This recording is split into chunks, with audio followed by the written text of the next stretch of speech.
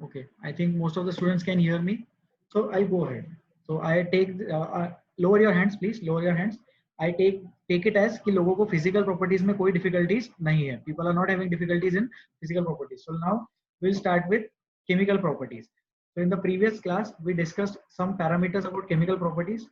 उसमें हम लोगों ने क्या discuss किया था?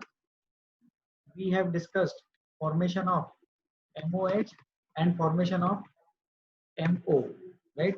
MOH is metal hydroxide and MO is metal oxide. हम लोगों ने metal oxide and metal hydroxide का फॉर्मेशन डिस्कस किया था. तो इसमें let us take one example. Na plus O2 gives Na2O. Na plus O2 gives Na2O. We have discussed this reaction. इसमें होता क्या है? सोडियम मेटल है, it can react with oxygen and it can produce NO2O. We can balance this particular reaction and this is the formation of metal oxides. जैसे metal के oxides होते हैं वैसे नॉन मेटल के भी ऑक्साइड्स होते हैं. जैसे मेटल के हाइड्रोक्साइड्स होते हैं वैसे नॉन मेटल के भी हाइड्रोक्साइड्स होते हैं. Hydroxide is a group. OH minus वाले ग्रुप को हम हाइड्रोक्साइड ग्रुप बोलते हैं. Okay, OH negative group is hydroxide group and oxide means product. Oxide का मतलब होता है product after reaction with oxygen. Oxide का मतलब होता है एक ऐसा प्रोडक्ट जो ऑक्सीजन के साथ रिएक्ट करने के बाद बना. राइट. सो दो टाइप के कंपाउंड्स हम लोगों ने डिस्कस किए, हाइड्रोक्साइड्स एंड ऑक्साइड्स. हाइड्रोक्साइड मतलब अगर ग्रुप OH लगाया है तो उसको हाइड्रोक्साइड बोलेंगे, और ऑक्साइड का मतलब एक ऐसा प्रोडक्ट जो ऑक्सीजन के साथ रिएक्शन करने के बाद मिला. तो suppose M reacts with oxygen and it will form MO. So MO will be the metal oxide. उसी तरह से हाइड्राइड्स भी होते हैं. Hydride means a product after reaction with hydrogen. Hydride का मतलब होता है एक ऐसा प्रोडक्ट जो हाइड्रोजन के साथ रिएक्ट करने के बाद बना. ओके, सो इसको हम MH लिख सकते हैं.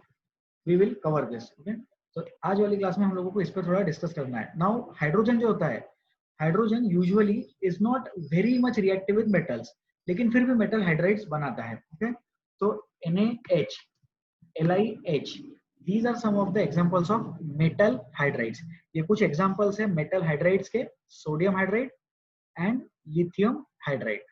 ये हमारे टेक्स्ट बुक्स में नहीं है, so this is not a part of our syllabus. ऐसे इंफॉर्मेशन बेसिस पे हम याद रखेंगे कि मेटल हाइड्राइड क्या होते हैं. ऐसा नहीं होना चाहिए कि अगर हमें कोई पूछे कि मेटल हाइड्रोजन से रिएक्ट करता है क्या, तो हमारा आंसर नो आ जाए. Metal can react with hydrogen. उस रिएक्शन का टेंडेंसी बहुत कम है. The tendency of that reaction is very less. बहुत ज्यादा एनर्जी की रिक्वायरमेंट होगी, बहुत सारी कंडीशंस होगी, बट इसका ये मतलब नहीं है वो बन नहीं सकता है. Metal hydrides are formed. Metal hydrides can be produced and two examples of metal hydrides we have discussed here, sodium hydride and lithium hydride. Oxides बहुत लोग बनाते हैं. Almost not all but majority of the metals can form oxides and majority of the non metals can form oxides. Zero group elements उतना easily नहीं बनाएंगे. Helium neon किसी से react नहीं करते एज ऑफ नाउ. आज तक हीलियम और नियॉन का कोई कंपाउंड नहीं मिला है. कोई कंपाउंड नहीं मिला है मतलब उनका ऑक्साइड भी नहीं मिला है. सो ऑक्साइड मतलब after reaction with oxygen something is formed, it is called as an oxide. Hydride matlab after reaction with hydrogen, if something is formed it is called as a hydride. And we have discussed two examples of hydrides, two examples of metal hydrides we have discussed. हम लोगों ने दो examples discuss किए metal hydrides के, जो है sodium hydride and lithium hydride. NaH and LiH, these two examples we have discussed now. Okay? फिर हम non metal hydride की बात कर लेते हैं. नॉन मेटल हाइड्राइड बहुत सारे हैं. जैसे CH4, this is one of the very simple and basic examples. Carbon क्या है? कार्बन एक नॉन मेटल है. हाइड्रोजन के साथ वो रिएक्ट करता है, CH4 बन जाता है, तो नॉन मेटल हाइड्राइड हो गया. वाटर के बारे में सोचो. वाटर जो है, वाटर H2O इज आल्सो क्या है? वाटर H2O क्या है? ऑक्सीजन का हाइड्राइड है. Now this H2O is very peculiar compound. Water is hydride of oxygen. Water is hydride of oxygen and oxide of hydrogen. तो हम लर्न कर सकते हैं. क्या लर्न करेंगे हम इस चीज में? We will learn this fact that water it is hydride of oxygen and oxide of hydrogen. सही है. क्यों? क्योंकि हाइड्रोजन ने ऑक्साइड बनाया मतलब वाटर बनाया, और हाइड्रोजन ने ऑक्साइड बनाया मतलब वाटर बनाया, और ऑक्सीजन ने हाइड्रेट बनाया, इसका मतलब भी वाटर बनाया। Okay, so these are some of the basic chemical property. Basic मतलब एसिडिक बेसिक वाला नहीं, सिंपल वाली, बेसिक फंडामेंटल वाली chemical property. These are some of the examples of fundamental chemical properties. तो हमने क्या देखा? हम लोगों ने देखा मेटल ऑक्साइड देखा, हम लोगों ने लास्ट टाइम पे देखा था, रिवाइज किया। मेटल ऑक्साइड के साथ हमने मेटल हाइड्रोक्साइड भी देखा, और उसी के साथ हमने एक नया कंसेप्ट सीखा, हाइड्राइड क्या होता है। और हाइड्राइड ये होता है मतलब हाइड्रोजन के साथ रिएक्ट कर जाएंगे तो उसको कंपाउंड को क्या बोलेंगे हम लोग? तो बोलेंगे हाइड्राइड। मेटल हाइड्राइड्स कम होते हैं, जनरली मिलते नहीं है, लेकिन प्रोड्यूस कर सकते हैं। Two examples of metal hydrides are NaH and LiH। Two examples of non metal hydrides, non metal hydrides के दो एग्जांपल्स क्या होंगे? CH4 and H2O। तो H2O क्या है? वाटर है। तो वाटर खुद क्या है? वाटर हाइड्रेट ऑफ ऑक्सीजन है एंड ऑक्साइड ऑफ हाइड्रोजन है। इस चीज को हम इसी तरह से लर्न कर लेंगे। ओके, सो आई होप सब लोग ज्वाइन कर गए क्लास में अभी। Now we will take up some difficulties. जिन लोगों को डाउट है प्लीज अपना हाथ उठाएं, please raise your hands if you have difficulties. आप लोगों को बोलने का मौका दिया जाएगा एंड हम डाउट्स डिस्कस करेंगे। अब तक जितना पढ़ाया गया है उसमें ही डाउट्स पूछे, ask your difficulties only regarding the content that has been taught. अब तक हम लोगों ने क्या देख लिया? हम लोगों ने फिजिकल प्रॉपर्टीज देखी, और केमिकल प्रॉपर्टीज में हम लोगों ने देखा metal oxides, metal hydroxides and metal hydrides और नॉन मेटल हाइड्राइड्स। ये चार ही टाइप के कंपाउंड्स हम लोगों ने अभी देखे हैं। तो if you have any difficulties in these articles, please raise your hands. Yes, Tanishq Kothari, Tanishq please ask. Sir हाँ सर। सर जैसे आपने हाइड्रेट मेटल हाइड्रेट के एग्जांपल दिए NaH और LiH, और दोनों भी एल्कली मेटल ग्रुप में आते हैं। हाँ सर, तो sir is it like that कि एल्कली मेटल ज्यादा रिएक्ट करते हैं मतलब हाइड्रेट बनने के लिए? बिल्कुल सर। क्या होता है, जो आयरन है, जो डी ब्लॉक के एलिमेंट्स है, डी ब्लॉक वाले एलिमेंट्स है, वो कोई भी डी ब्लॉक एलिमेंट हाइड्राइड नहीं बनाता। Hydride formation is a characteristic only of alkali metals. Alkaline earth metals भी इतना इजीली हाइड्राइड नहीं बनाते। तो मैग्नीशियम का हाइड्राइड नहीं मिलता है, कैल्शियम का आई गेस मिलता है। ओके, लेकिन फर्स्ट ग्रुप जो है ग्रुप 1A, लिथियम फैमिली जो है, लिथियम फैमिली के हाइड्राइड्स मिलते हैं। तो इसको ट्रेंड जैसा सोचो, जैसे जैसे हम लेफ्ट टू राइट जा रहे हैं, तो वैसे वैसे लेफ्ट टू राइट जाते वक्त हाइड्राइड फॉर्मेशन का कैपेसिटी पहले कम हुआ, बाद में जब नॉन मेटालिक बिहेवियर आया तब बढ़ गया। राइट, हेलोजेंस बहुत अच्छे से हाइड्राइड्स बनाते हैं, oxygen family, nitrogen family, carbon family, boron family भी हाइड्राइड्स बनाते हैं। BH3 बनता है, बोरॉन फैमिली का भी हाइड्राइड होता है, एल्यूमिनियम भी हाइड्राइड बना लेता है। तो hydride formation tendency left to right पहले decreases and then it increases. First A group के एलिमेंट्स, फर्स्ट ए ग्रुप के मेटल्स हाइड्राइड्स इजीली बनाते हैं, सेकेंड ए ग्रुप के उतना इजीली नहीं बनाते। उसके आगे जो डी ब्लॉक आता है उसमें कोई हाइड्राइड फॉर्मेशन पॉसिबल नहीं है। ठीक है सर, आपका डाउट क्लियर हुआ? सर थैंक यू सर, हो गया clear. Thank you so much. Next हम डिफिकल्टी लेंगे जूही, जूही गुर्जर। जूही, आपको कोई डाउट है? नहीं है? जूही कैन यू हियर मी? जूही का की आवाज नहीं जा पा रही है। नेक्स्ट डिफिकल्टी हम लेंगे हर्षवर्धन। हर्षवर्धन बोलिए अपना डाउट। सर ऐसा क्योंकि वो metals aluminium iron and zinc वो कोल्ड या हॉट वाटर से रिएक्ट नहीं करते, लेकिन स्टीम से रिएक्ट करके बाद में ऑक्साइड्स बनाते? सर पढ़ाएंगे उसको, वो चीज पढ़ाई नहीं है अभी, पहले पढ़ा लेंगे फिर वो डाउट क्लियर हो जाएगा। आज वाली क्लास में वो चीज हो जाएगी सर क्लियर। ठीक है, कुछ मेटल्स की रिएक्टिविटी नाम का एक कंसेप्ट होता है, आज वाली क्लास में वो पढ़ेंगे फिर वो चीज क्लियर हो जाएगी। Please restrict your doubts and difficulties to the content which is taught till now. अब तक जो पढ़ाया गया है उसी में डाउट्स एंड डिफिकल्टीज पूछे। ठीक है सर, इनका डाउट था ये Harshvardhan I guess. Yes sir. आज हो जाएगा सर, वो आज ही पढ़ाएंगे वो चीज। नेक्स्ट डाउट यश, यश आपका डाउट पूछिए। Sir, why CH4 is a non-metal hydride? Why CH4 is a non-metal hydride? Carbon जो है, कार्बन वो एक नॉन मेटल है, carbon is a non metal. तो कार्बन नॉन मेटल का हाइड्राइड को हम नॉन मेटल हाइड्राइड बोलेंगे। मेटल के hydride metal hydride, non metal के hydride non metal hydride.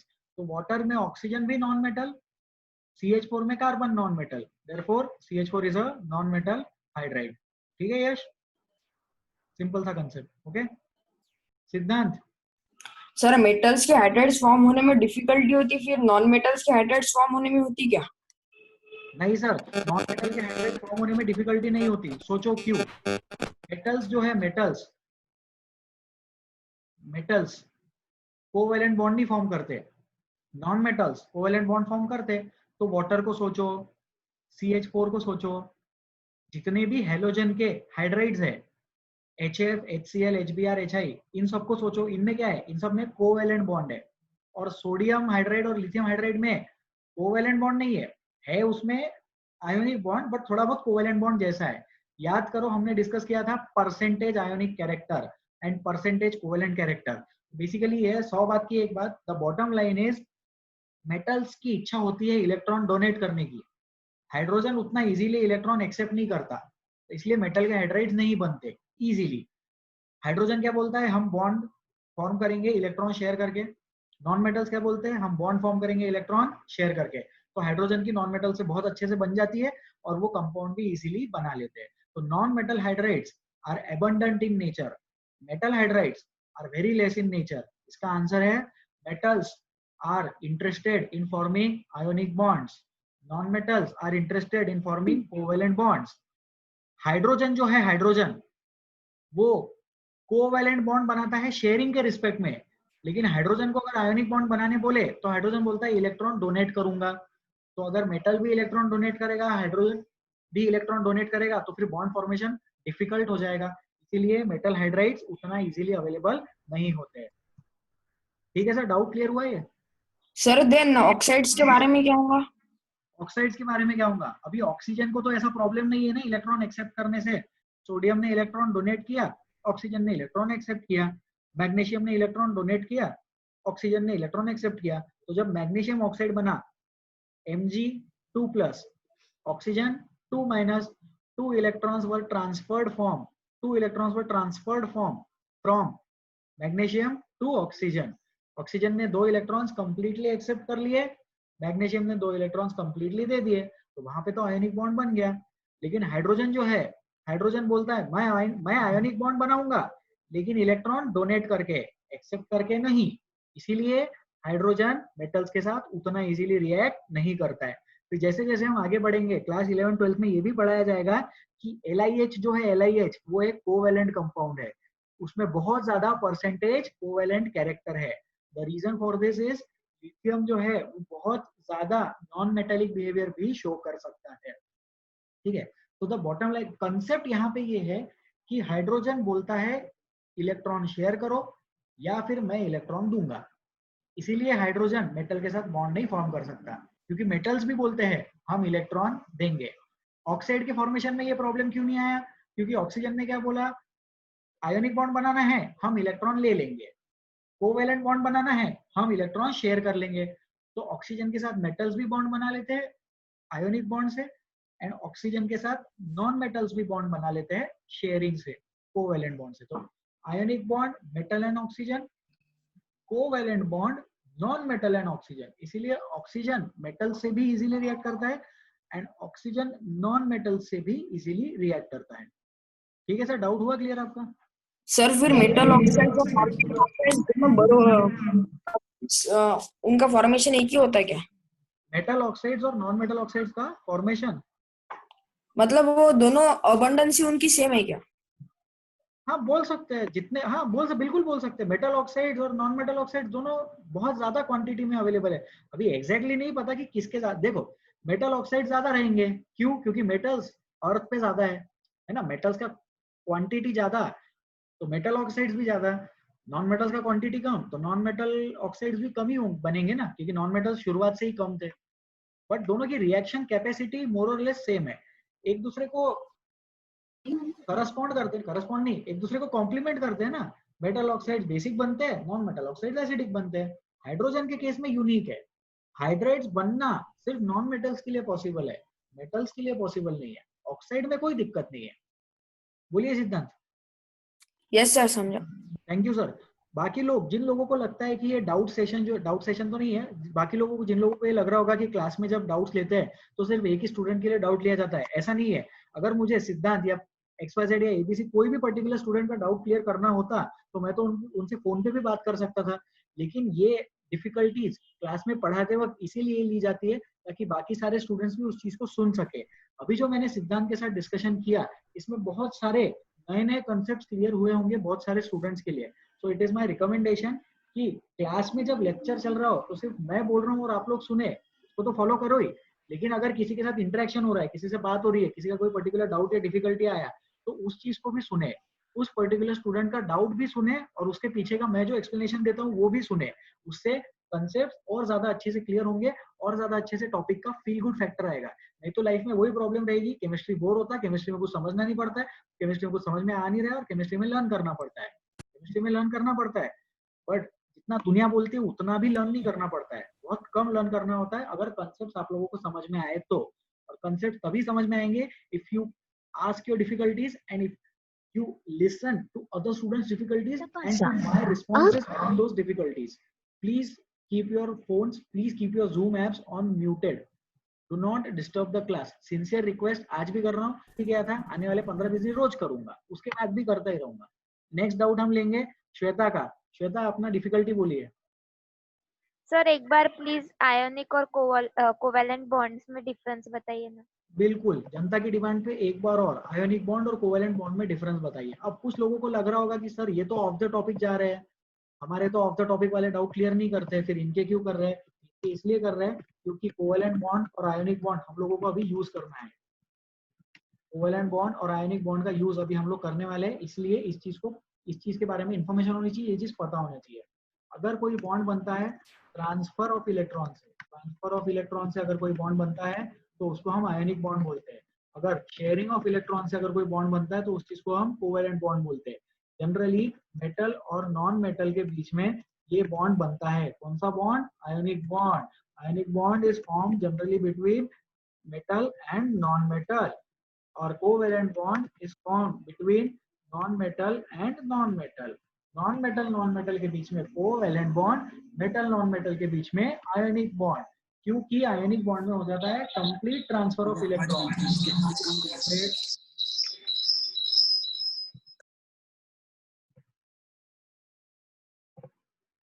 Another sincere request, आप लोग जिस भी डिवाइस से जूम ऐप यूज कर रहे हो, क्लास अटेंड कर रहे हो, उसके आजू बाजू सराउंडिंग्स में अपना फोन बहुत दूर रखे। बाकी के इलेक्ट्रॉनिक डिवाइसेस अपने लैपटॉप, टैबलेट, आईपैड या मोबाइल फोन के पास न रखे। जिस डिवाइस पे जूम यूज हो रहा है, जिस डिवाइस पे आप क्लास अटेंड कर रहे हो, उस डिवाइस से बाकी के सारे इलेक्ट्रॉनिक डिवाइसेस ज्यादा डिस्टेंस मेंटेन करके रखे। Okay, let us continue. तो आयोनिक बॉन्ड में क्या होता है? आयोनिक बॉन्ड में होता है transfer of electrons. Covalent bond में क्या होता है? Sharing of electrons. Ionic bond में मेटल और नॉन मेटल के बीच में बॉन्ड फॉर्मेशन होता है। कोवेलेंट बॉन्ड में नॉन मेटल के बीच में बॉन्ड फॉर्मेशन होता है। इसमें क्या होता है? इसमें जो मेटल होता है आयोनिक बॉन्ड में, मेटल को हम बोलते हैं डोनर एटम। क्या बोलेंगे?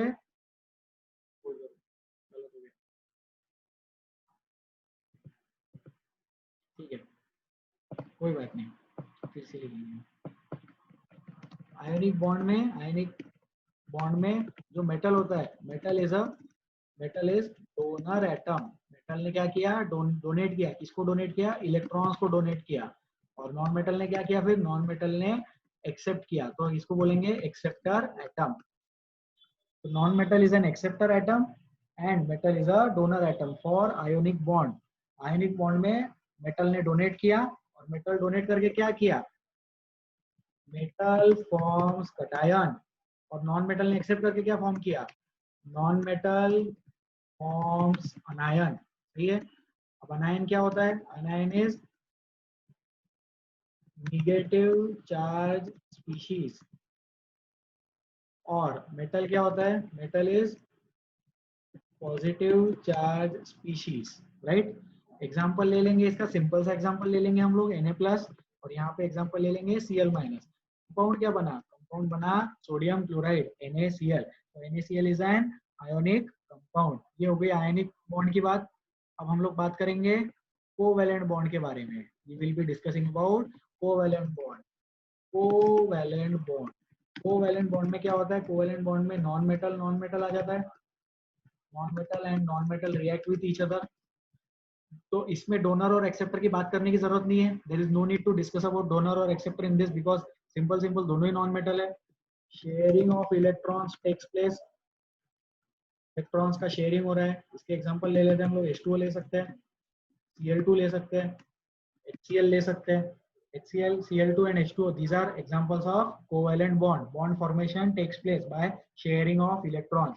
इसमें डबल सिंगल बॉन्ड भी आता है, तीन टाइप के मिलते हैं इसमें, डबल बॉन्ड भी मिलता है और ट्रिपल बॉन्ड भी मिलता है, राइट। जो सिंगल बॉन्ड है, सिंगल बॉन्ड इसका कोई एग्जांपल, सिंगल बॉन्ड का एग्जांपल ClCl, डबल बॉन्ड का example oxygen, double bond oxygen, और ट्रिपल बॉन्ड का example nitrogen, triple bond nitrogen.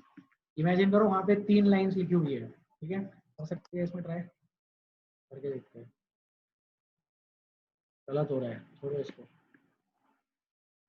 N triple bond N, देखो स्क्रीन पे लेफ्ट साइड में ऊपर दिखेगा N triple bond N nitrogen. तो कोवेलेंट बॉन्ड 3 टाइप का, single bond, double bond and triple bond, single bond, double bond and triple bond.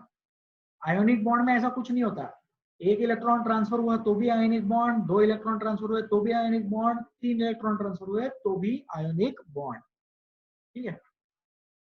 So this is okay. I think this is sufficient. इनका doubt था या I don't remember, जिनका भी doubt था please reply करें। आपको समझ में आया? Yes sir. Thank you so much. और कुछ? चलो नेक्स्ट डाउट लेंगे, Shreyas Malpani. Sir metal covalent bond क्यों नहीं फॉर्म करता? मेटल कोवेलेंट बॉन्ड क्यों नहीं फॉर्म करता है? मेटल कोवेलेंट बॉन्ड इसलिए फॉर्म नहीं करता है, मेटल कोवेलेंट बॉन्ड इसलिए फॉर्म नहीं करता है क्योंकि मेटल इलेक्ट्रॉन्स शेयर नहीं करना चाहता है। मेटल की टेंडेंसी इलेक्ट्रॉन डोनेट करने की, अब वो टेंडेंसी कहाँ से आई ये फ्यूचर में आएगा, 11th-12th में पढ़ेंगे। बट फॉर द टाइमिंग ये समझो कि अब नॉन मेटल क्या है, नॉन मेटल को इलेक्ट्रॉन की रिक्वायरमेंट है। अभी जिसकी रिक्वायरमेंट होती है वो क्या करता है, एक्सेप्ट करता है। नहीं मिल रहा है तो शेयर कर लेंगे, चल यार ठीक है, नहीं मिल रहा है कहीं से इलेक्ट्रॉन तो शेयर ही कर लेते हैं। लेकिन मेटल क्या है, मेटल के पास तो इलेक्ट्रॉन है, और अगर किसी के पास इलेक्ट्रॉन है तो वो तो सिर्फ डोनेट कर सकता है ना, वो शेयर नहीं कर सकता क्योंकि उसके पास तो है ना।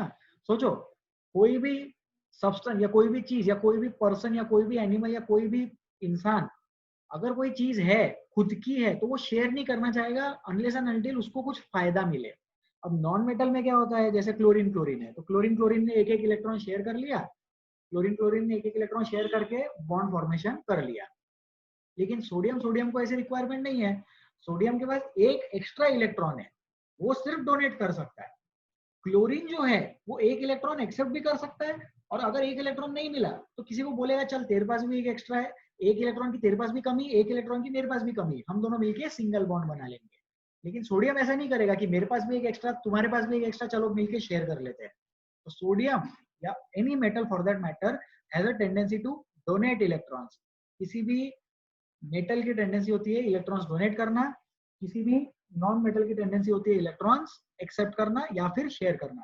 Because metals cannot share electrons, because metals cannot share electrons, therefore covalent bond formation is not possible for metals। ठीक है,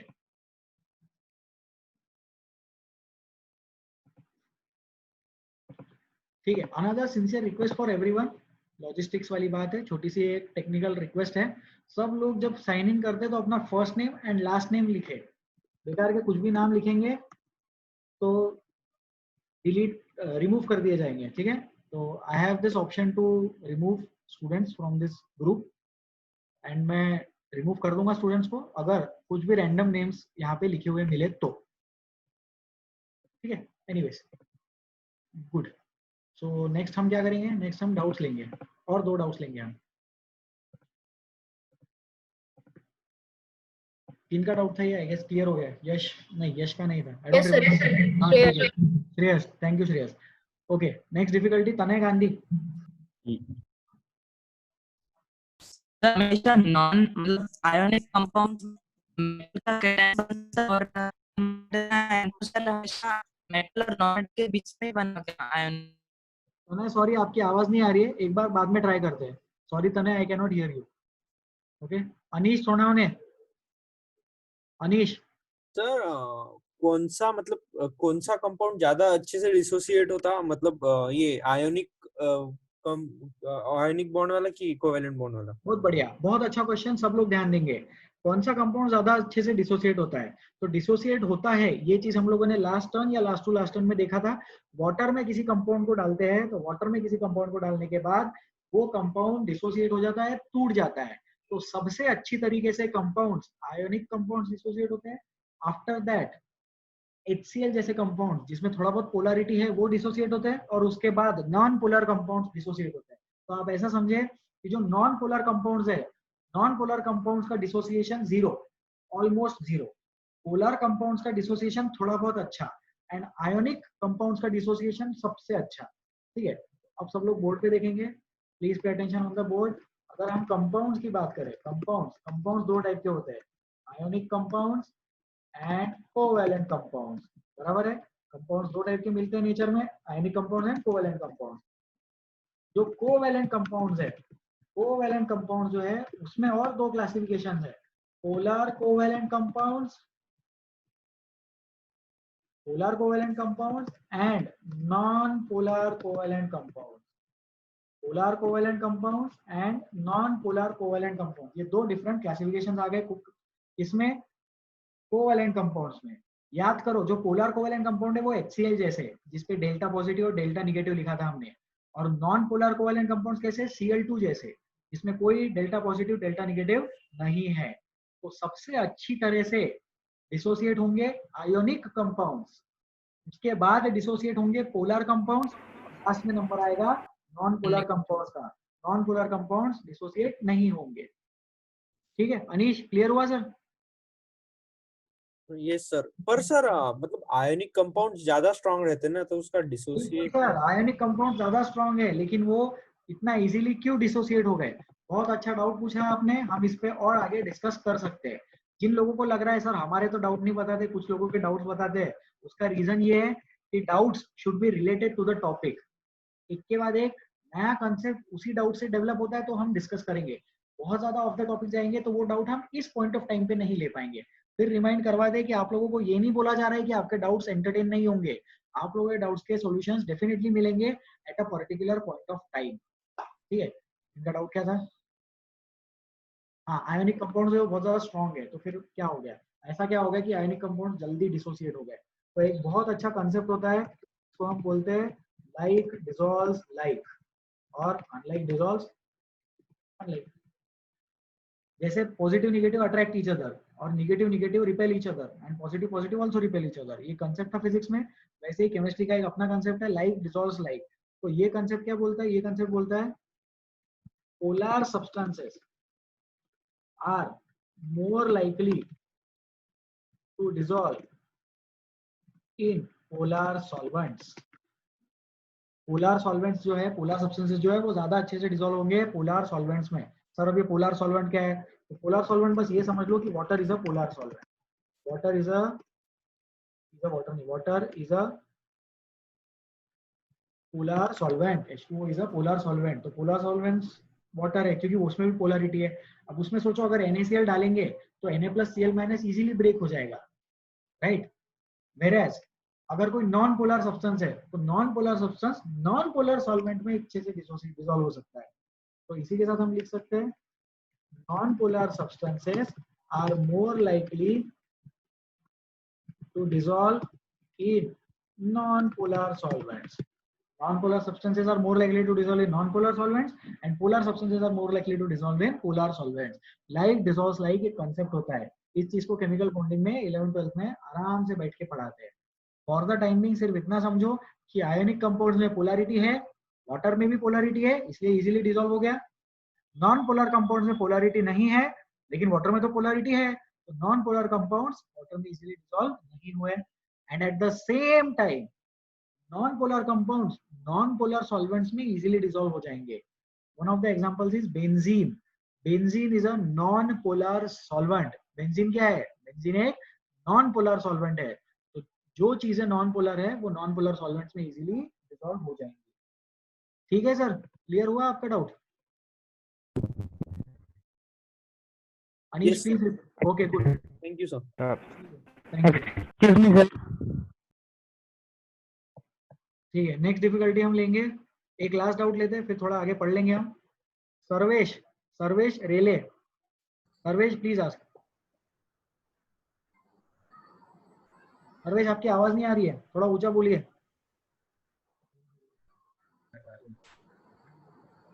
Sarvesh please ask your difficulty. Sarvesh sorry, आपकी आवाज नहीं आ रही है। नेक्स्ट विनीत। Yes sir. बोलिए सर। सर वो आपने बोला था ना नॉन मेटल्स जब ऑक्साइड से रिएक्ट करते तो वो बेसिक नेचर दिखाते। नॉन मेटल्स एसिडिक नेचर दिखाते सर, मेटल्स बेसिक नेचर दिखाते।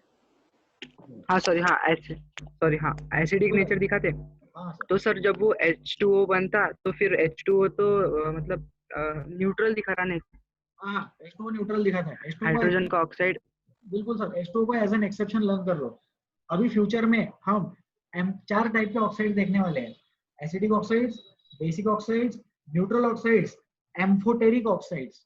4 टाइप के ऑक्साइड्स होते हैं नेचर में। सब लोग ध्यान देंगे, इधर नया कंसेप्ट पढ़ाया जा रहा है, किसी का डाउट नहीं क्लियर हो रहा है, एक नया कंसेप्ट पढ़ाया जा रहा है, सब लोग ध्यान दें। There are 4 types of oxides in nature, acidic oxides, basic oxides, neutral oxides and amphoteric oxides. Acidic oxide मतलब वाटर में जाने के बाद एसिडिक सॉल्यूशन बनाएंगे, बेसिक ऑक्साइड मतलब वाटर में जाने के बाद बेसिक सॉल्यूशन बनाएंगे, न्यूट्रल ऑक्साइड मतलब ये ऐसी चीजें हैं जो एसिडिक भी नहीं बनाते और बेसिक भी नहीं बनाते, न्यूट्रल है। और एम्फोटेरिक मतलब जो दोनों टाइप के बनाते हैं। For example Al2O3 is an amphoteric oxide and water is a neutral oxide. तो वाटर के केस में, Al2O3 के केस में एग्जैक्टली क्या हो गया, ये चीज हम एसिड बेसिस में डिटेल में डिस्कस करेंगे। फॉर द टाइमिंग सिर्फ इतना समझो, फॉर द टाइमिंग इतना याद कर लो कि non metal oxides are acidic in nature, metal oxides are basic in nature. जब acidic and basic character discuss करेंगे तब चारों टाइप के ऑक्साइड्स डिटेल में पढ़ा देंगे। ठीक है, I hope that is sufficient. अब हम थोड़ा आगे पढ़ लेते हैं। Let us discuss the today's class. Presentation हम आगे रन करेंगे, उसमें अगर कोई डाउट्स है तो इंटरमिटेंटली हम डाउट्स डिस्कस करते रहेंगे। पहले थैंक यू आगे।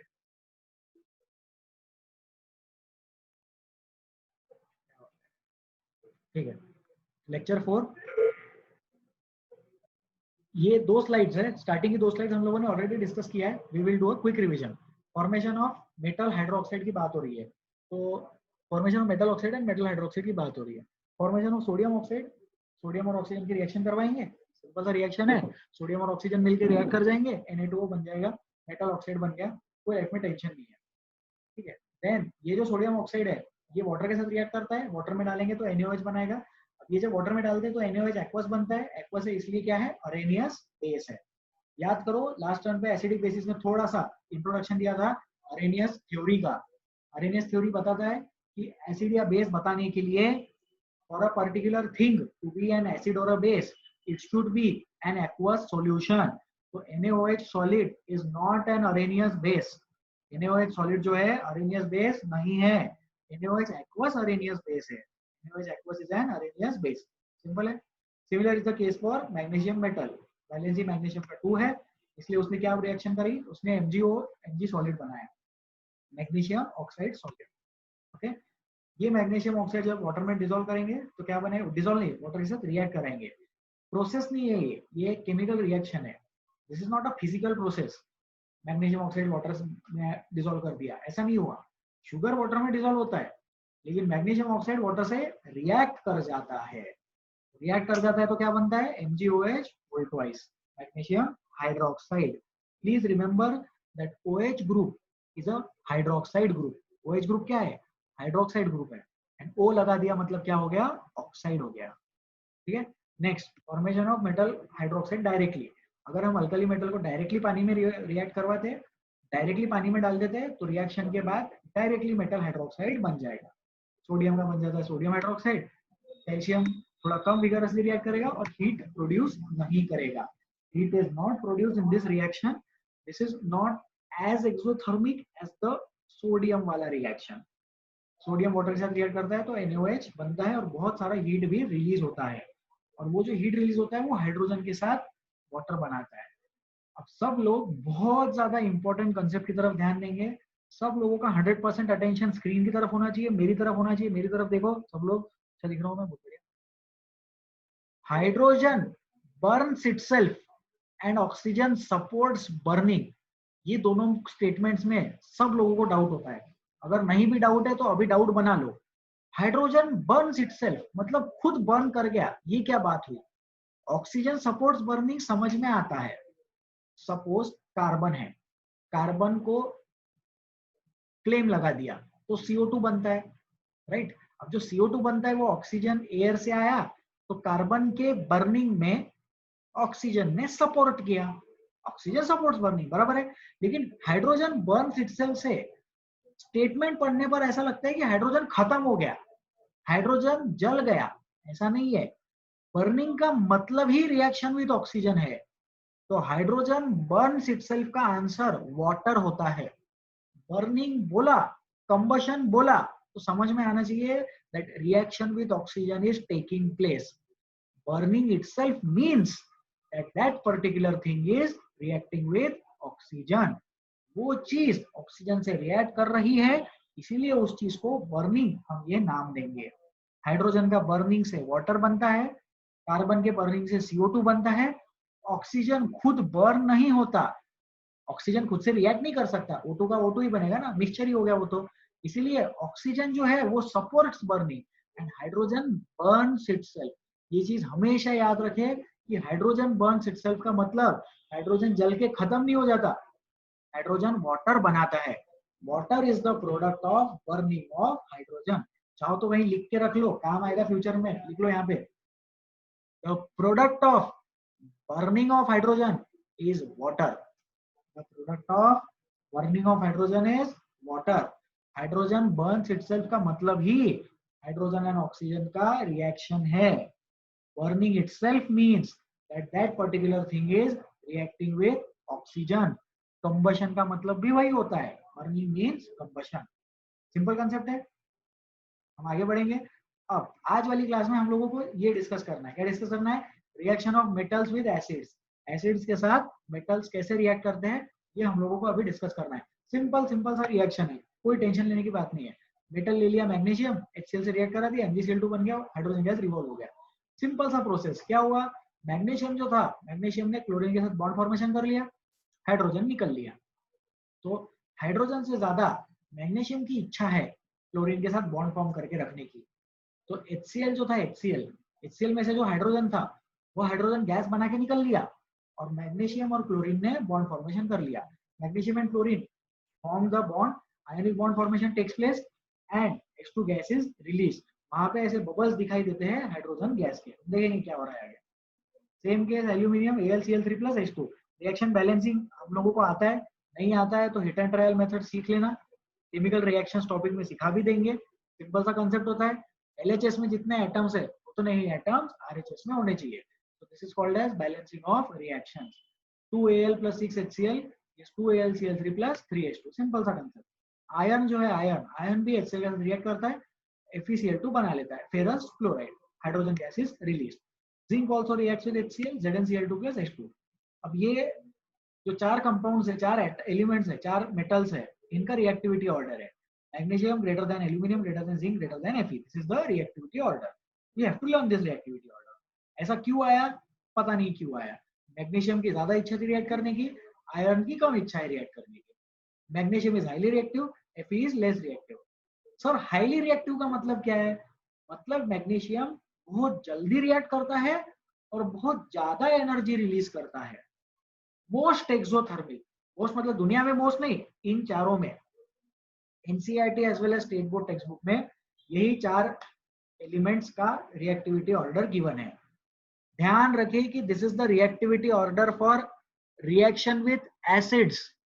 इसके बाद एक और रिएक्टिविटी ऑर्डर है, वो बाद में देखेंगे। This is the reactivity order with acids. Acid के साथ कौन इजीली रिएक्ट करता है? तो मैग्नीशियम। एसिड के साथ किसका रिएक्शन स्लो है? आयरन का रिएक्शन स्लो है। ओके, तो Mg greater than Al greater than Zn greater than Fe। This is the reaction of metals with acids। Common चीज क्या है? The common thing is that hydrogen gas is released। Simple concept, hydrogen gas release हो गया, ये common चीज है। और metal कहाँ लग गया, मेटल, मेटल का बन गया chloride, chloride formation takes place. ठीक है, यहाँ पे ये डायग्राम लिया है, ये डायग्राम हमने टेक्स्ट बुक से ही लिया है, I guess state board text book से ये डायग्राम लिया है। जिंक ग्रैन्यूल्स में ग्रैन्यूल्स की स्पेलिंग रॉन्ग है। ओके, हाइड्रो, हाँ देखो इसमें बहुत सारे कॉन्सेप्ट इसमें क्लियर हो रहे हैं। जिंक ग्रैन्यूल्स है, मतलब जिंक के छोटे छोटे पार्टिकल्स है, टुकड़े हैं जिंक के, उसको हमने HCl के साथ रिएक्ट करवा दिया, टेस्ट ट्यूब में रख के स्टैंड वगैरह लगा दिया मस्त एकदम। वहां पे देखो एक स्टॉप कॉक लगाया है, होता है, ठीक है, ठीक है, देखो यहाँ पे क्या है, यहाँ पे जिंक ग्रैन्यूल्स है, डाइल्यूट HCl में रखा है, देखो dilute HCl, there is dilute HCl। तो यहाँ पे जिंक ग्रैन्यूल्स हमने रख दिया, स्टॉप कॉक लगाया है। स्टॉप कॉक क्यों लगाया है, ताकि गैस एस्केप आउट ना हो जाए। स्टॉप कॉक के अंदर एक छोटा सा डिलीवरी ट्यूब भी लगाया है, पतला सा ट्यूब लगाया है, डिलीवरी ट्यूब। यहाँ पे hydrogen gas formation takes place. अब सोचो वो जो हाइड्रोजन गैस है वो ऊपर तक तो आ जाएगा, because gases are lighter than water, gases are lighter than water, तो गैस के पार्टिकल्स ऊपर तक तो आ जाएंगे, लेकिन फिर ऊपर क्यों आएंगे, क्योंकि hydrogen is lighter than air. जो टेस्ट ट्यूब है, टेस्ट ट्यूब में एयर तो होगा, उससे हल्का हाइड्रोजन है, इसीलिए हाइड्रोजन ऊपर गया, और ऊपर गया और डिलीवरी ट्यूब से यहाँ से ये यहाँ तक आ गया। फिर यहाँ पे क्या है, सोप बबल्स है, soap bubbles formation takes place. Soapy water था, सोपी वाटर होने की वजह से उसमें से बबल्स सोप के निकलते गए। सिंपल वाटर लेते थे तो बबल्स निकल के चले जाते थे, पता भी नहीं चलता था। अब ये जो सोपी बबल्स है, यहाँ पे hydrogen gas burning with cracking noise, तो यहाँ पे वाटर फॉर्मेशन टेक्स प्लेस। ध्यान रखें कि यहाँ पे वाटर फॉर्मेशन होता है, कैंडल से हम बर्न करके देख रहे हैं, और जब क्रैकिंग नॉइज आया तो उससे पता चला कि hydrogen gas has been released. So cracking noise is a confirmation, cracking noise जो है वो क्या है, cracking noise is a confirmation कि हाइड्रोजन गैस रिलीज हो चुका है। और यहाँ कंटेनर में क्या बचा, फिर कंटेनर में ZnCl2 बच गया, HCl का H तो चला गया, Cl बच गया, जिंक का Zn बच गया, तो zinc chloride formation takes place. तो ये रिएक्शन हो गई और ये मेथड हो गया, ठीक है। So this is reaction of metal with acids. I think this is okay. अब हम क्या करेंगे, अब हम डिफिकल्टीज लेंगे। तो अब तक जो पढ़ाया, पिछले 4 स्लाइड्स में अगर किसी को डाउट्स है तो you can raise your hands. पिछले 4 स्लाइड्स के difficulties are allowed now. Please ask your difficulties. Vedant Unhade, please ask. Sir, हाँ सर। आयरन का एटॉमिक नंबर 26 है, तो फिर उसकी बिल्कुल सर। वैलेंसी 0? नहीं सर, वैलेंसी 0 क्यों, उसकी वैलेंसी 2 भी है और उसकी वैलेंसी 3 भी है। आयरन के एटॉमिक नंबर 26 होने का मतलब ये नहीं होता कि वो उसका वैलेंसी 0 हो जाएगा। ऐसा क्यों, ये चीज एटॉमिक स्ट्रक्चर में आएगा, ठीक है। But for the time being learn कर लो, आयरन का वैलेंसी 2 भी है और आयरन का वैलेंसी 3 भी है। आयरन जो है वो डी ब्लॉक का मेंबर है, ट्रांजिशन सीरीज का मेंबर है। याद करो, ट्रांजिशन सीरीज मतलब उसके डबल वैलेंसीज होती है, प्लूरल है ना, सिंगुलर वैलेंसीज नहीं है। 2 टाइप की वैलेंसीज होती है। 2 टाइप के वैलेंसीज में एक वैलेंसी 2 है और एक वैलेंसी 3 है। कॉपर की एक वैलेंसी 1 है और एक वैलेंसी 2 है, तो इसलिए आयरन का कंपाउंड फॉर्मेशन इज पॉसिबल। आप जो ऑक्टेट रूल लगा रहे होंगे उससे, वो ऑक्टेट रूल सिर्फ कैल्शियम तक वैलिड है, उसके आगे दुनिया चेंज हो जाती है। क्या हो गया, कैसे हो गया, हम डिस्कस करने वाले हैं फ्यूचर में, ठीक है Vedant. Yes sir. Thank you sir. Devesh Kade, Devesh please ask. Devesh नहीं, ऐसे उन्होंने हाथ उठा के देखा, देखने के लिए कि मुझे भी एंटरटेन किया जाता है कि नहीं किया जाता है। मंथन सोनटक के, मंथन प्लीज आस्क योर डिफिकल्टी। मंथन आपको मेरी आवाज आ रही है? मंथन डाउट ही नहीं पूछना चाहते। मंथन हाथ नीचे कर लो, हाथ दुखेगा। यश सर, आयंस क्या रहते? आयंस क्या रहते हैं, ठीक है, ये भी अच्छा डाउट है, हम इसमें टाइम इन्वेस्ट कर सकते हैं। व्हाट आर आयंस, आयंस क्या है? तो जो आयोनिक कंपाउंड बनाते हैं, ionic compound formation takes place by, ionic compound formation takes place by transfer of electrons. Ionic compound formation takes place by transfer of electron. Electron जब transfer होता है तो आयनिक कंपाउंड बनता है, बराबर है। तो जब when electron is transferred, जब इलेक्ट्रॉन ट्रांसफर हो गया तो donor atom gets positive charge, बराबर है। कोई मेटल है, उसने इलेक्ट्रॉन दे दिया, now if it is releasing that particular electron, अगर उसने इलेक्ट्रॉन रिलीज कर दिया तो then it will have a positive charge because of removal of electron. तो पॉजिटिव चार्ज वाली चीज को हम कैटायन बोलते हैं, cat ion. Cation is a positive charge species, ठीक है। And when electron is accepted, जब इलेक्ट्रॉन एक्सेप्ट हो जाता है तो acceptor atom gets negative charge. Acceptor atom को नेगेटिव चार्ज मिलता है, इसलिए उसको हम क्या बोलते हैं, उसको हम बोलेंगे अनायन। तो ट्रांसफर के वक्त एक से गया दूसरे को मिला, जिससे गया उस पे आया positive charge, therefore it is called as a cation. And the substance which is accepting the electron, it gets a negative charge and this is called as an anion. For example, Cl negative, Cl negative is anion and sodium positive is cation. Na plus is cation and Cl minus is anion. Simple concept. ठीक है sir, जिनका doubt था clear हुआ? Yes sir. Thank you sir. Next Bhargavi, sir बोलिए। Sir वो अभी अपन ने जो एक्सपेरिमेंट देखा उसमें वो टब में सॉल्ट सॉल्यूशन था, सॉरी सोप सॉल्यूशन था, तो वो सोप सॉल्यूशन ही क्यों लिया? बिल्कुल, सोप सॉल्यूशन क्यों लिया, बहुत अच्छा डाउट है। प्रेजेंटेशन फिर से डिस्कस करेंगे, ठीक है। आई होप प्रेजेंटेशन दिखाई दे रहा होगा सबको। ध्यान से देखिए कि यहाँ पे सोप सॉल्यूशन है, ठीक है। ध्यान से देखिए कि यहाँ पे सोप सॉल्यूशन है। नॉर्मल वाटर का अगर सॉल्यूशन लेते तो जैसा यहाँ पे हो रहा है वैसे यहाँ पे होता। वाटर का सॉल्यूशन मतलब अगर नॉर्मल वाटर लेते तो बबल्स जो है वो बबल्स सरफेस पे आके फूट जाते और हाइड्रोजन गैस एस्केप हो जाता। हम चाहते थे कि हाइड्रोजन गैस को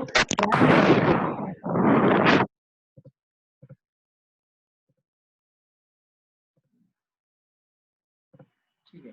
एक स्टूडेंट को हमने अभी रिमूव किया है, मैंने एक स्टूडेंट को रिमूव किया है। अगला नंबर आपका भी हो सकता है अगर आप क्लास को डिस्टर्ब करें तो। Thank you so much.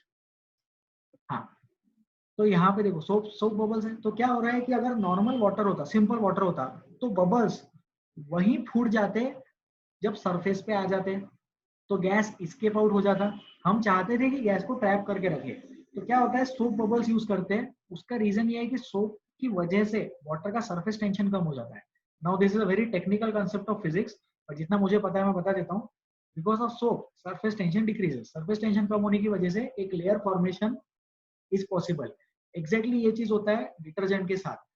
Detergent soaps में यही होता है कि वाटर का सरफेस टेंशन कम करते हैं, उसकी वजह से layer formation is possible and bubble formation is possible. तो जो गैस आएगा, हाइड्रोजन गैस जो आएगा, that hydrogen gas can be trapped inside that bubble. Soap solution नहीं लेंगे तो bubble formation is not possible. हम चाहते हैं कि बबल्स एयर में बने रहे। अगर वाटर लेते तो एयर में बबल्स नहीं मिलते, ऐसा हाइड्रोजन जाते हुए कभी नहीं मिलता। हाइड्रोजन जैसे ही वाटर के सरफेस पे आता, बबल बर्स्ट हो जाता और हाइड्रोजन स्प्रेड हो जाता। हमें पता ही नहीं चलता कि वो हाइड्रोजन था। हम ये देखना चाहते थे कि वाकई में वो कौन सा गैस था, तो उसको ट्रैप करना जरूरी था, इसीलिए सोप बबल्स लिया। बाय द वे बबल्स का भी स्पेलिंग वहां पे रॉन्ग है, ठीक है। भार्गवी, आपका डाउट था ये। और सर अगर वो मतलब जो सोप के जो केमिकल्स है वो हाइड्रोजन के साथ रिएक्ट नहीं करेंगे क्या? नहीं, सोप के केमिकल्स हाइड्रोजन के साथ नहीं रिएक्ट करेंगे उतना। मतलब आपका डाउट बहुत अच्छा है, बट हाइड्रोजन के साथ सोप बबल्स के मॉलिक्यूल्स डोंट रिएक्ट, तो वहां पे that thing is taken care of. Hydrogen does not react with soap bubbles, soap molecules rather, ठीक है। Okay sir. और सर आपने पिछले बार देखा था कि LiH ये कोवेलेंट कंपाउंड है, बिल्कुल। वो कैसे सर, मुझे नहीं समझा। हाँ, तो आप अभी सिर्फ इतना समझ लो कि मेटल और नॉन मेटल ये कुछ नहीं होता। जो फॉलो करते हैं प्रॉपर्टीज उनको मेटल बोलते हैं, और जो फॉलो नहीं करते उनको नॉन मेटल बोलते हैं, राइट।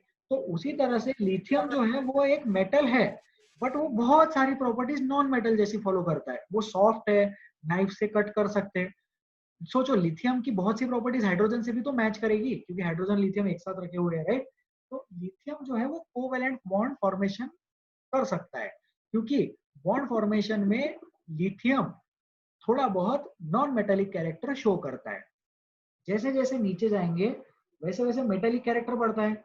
तो सोडियम का बॉन्ड ज्यादा आयोनिक और कम कोवेलेंट, लेकिन लिथियम का बॉन्ड ज्यादा कोवेलेंट और कम आयोनिक।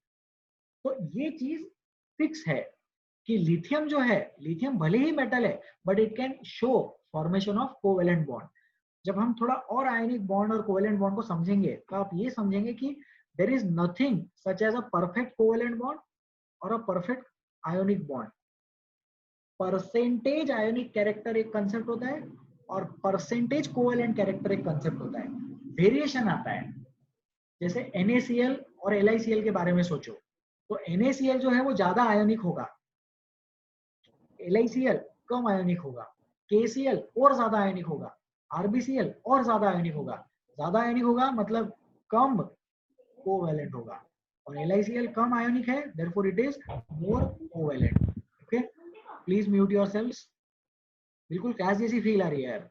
क्लास में स्टूडेंट्स को बोलते हैं प्लीज चुप रहो चुप रहो चुप रहो, यहाँ पे आप लोगों को बोल रहे हैं please please mute yourselves, right. Anyways, Bhargavi आपका डाउट था, भार्गवी आपको समझा? Yes sir, okay, thank thank you you so sir. Much, good.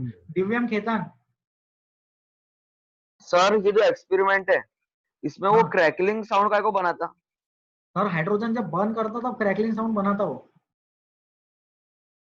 ठीक है ठीक है sir, sir. Burning of hydrogen का प्रूफ है क्रैकलिंग साउंड।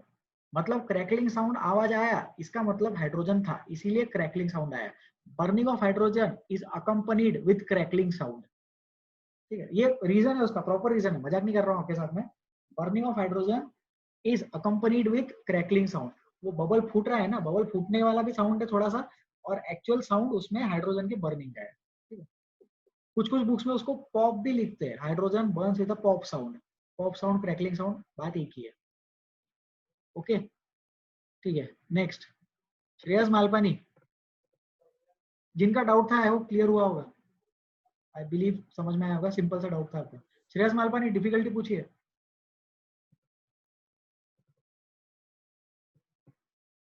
श्रेयस को आवाज नहीं आ रही है, ऐसे उनका हाथ खड़ा रह गया होगा। Aditya Dehankar, Aditya Dehankar please try. Yes sir. Sir instead of, हाँ श्रेयस बाद में पूछ लेना, 2 मिनट रुक जाओ, आदित्य पूछ लो अभी आप।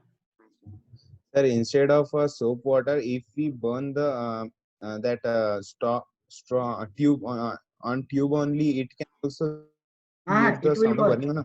हाँ बिल्कुल सर, आदित्य का डाउट देखते हैं। The difficulty of Aditya is that instead of using soap bubbles, what if we have a certain procedure in which we can put the candle directly at the mouth of the delivery tube.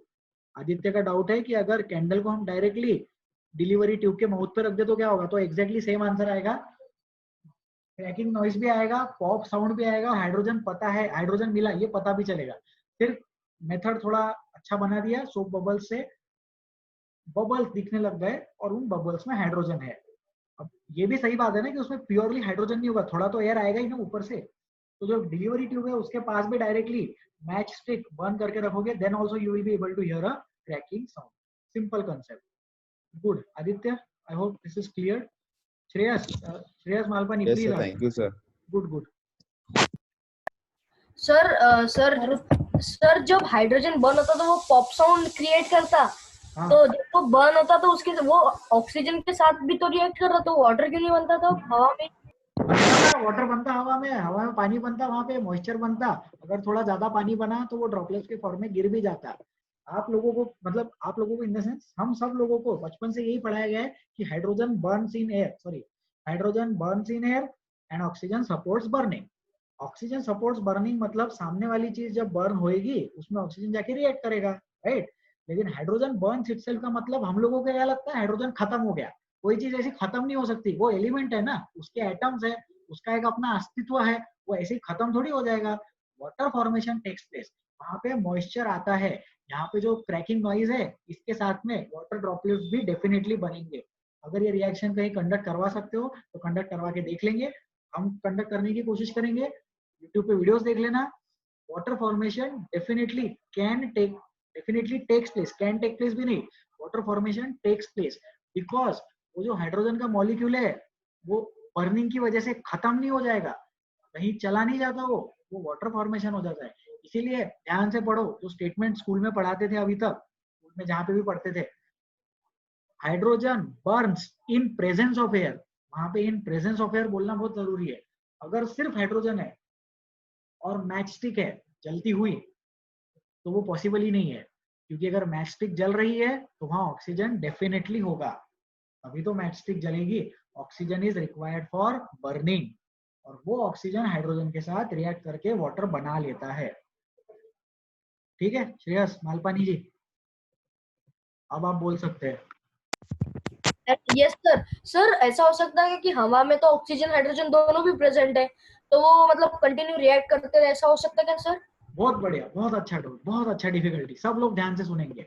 हवा में भी तो hydrogen और oxygen है, तो वो हमेशा react क्यों नहीं करते? अगर वो हमेशा रिएक्ट करते तो अगर हाइड्रोजन का बलून लेके आ गए, मेला लगता है ना तुम्हारे गांव में, अकोले में जब मेला लगता है तो कभी कभी हाइड्रोजन का बलून मिलता है, हमारे टाइम मिलता था। हाइड्रोजन के बलून को अगर तोड़ दिया पिन से तो उसमें से तो वाटर निकलना चाहिए था, क्योंकि एयर में तो हमेशा ऑक्सीजन है, एयर के ऑक्सीजन के साथ तो वो हमेशा रिएक्ट करना चाहिए, लेकिन ऐसा नहीं होता, because chemical reactions require certain conditions. Chemical reactions को कंडीशंस की रिक्वायरमेंट होती है, जैसे शुगर डिसॉल्व्स इन वाटर, इसको कोई कंडीशन की जरूरत नहीं है, शुगर पानी में रख दो अपने आप डिसॉल्व हो जाएगा। मेल्टिंग ऑफ आइस, इसको भी कोई कंडीशन की जरूरत नहीं है, आइस अपने आप मेल्ट हो जाएगा। लेकिन अगर हाइड्रोजन और ऑक्सीजन को रिएक्ट करवाना है तो वहां पे इलेक्ट्रिसिटी देनी पड़ती है, या ऐसे कैंडल से फॉर एग्जांपल एनर्जी देनी पड़ती है। तो जब एनर्जी देंगे तभी वो चीज हो सकती है, तभी वो रिएक्शन हो सकती है। कुछ कुछ रिएक्शंस की रिक्वायरमेंट एनर्जी होती है, कुछ कुछ रिएक्शंस की रिक्वायरमेंट प्रेशर हो सकता है, कुछ कुछ रिएक्शंस की कोई रिक्वायरमेंट नहीं होगी लेकिन उसको सर्टेन अमाउंट ऑफ टाइम तक एक्सपोजर हो सकता है। जैसे फोटोसिंथेसिस की रिक्वायरमेंट है सनलाइट, बिना सनलाइट के फोटोसिंथेसिस नहीं हो सकता, तो reaction condition is necessary. Hydrogen और ऑक्सीजन मिलके पानी तो बना सकते हैं, लेकिन अगर रिएक्शन कंडीशन दे तो ही वो पॉसिबल है, ऐसे कहीं भी पॉसिबल नहीं है। अगर कहीं भी पॉसिबल होता तो एयर में चलते चलते जहां भी हाइड्रोजन था वहां हाइड्रोजन ऑक्सीजन से रिएक्ट कर चुका होता। ठीक है सर?